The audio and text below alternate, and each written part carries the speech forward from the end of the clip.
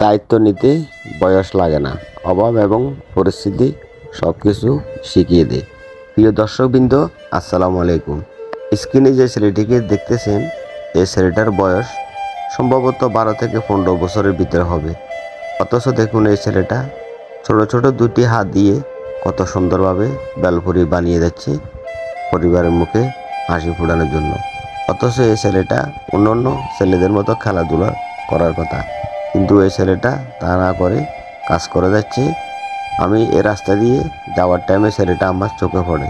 তখন আমি গাড়ি থামিয়ে এই ছেলেটার সাথে আমি কথা বলি। আমি ওনাকে জিজ্ঞেস করলাম, তোমার পরিবারে কে কে আছে? ও বলল, আমার মা আছে, বাবা আছে। কাজ কত বছর তলব করো?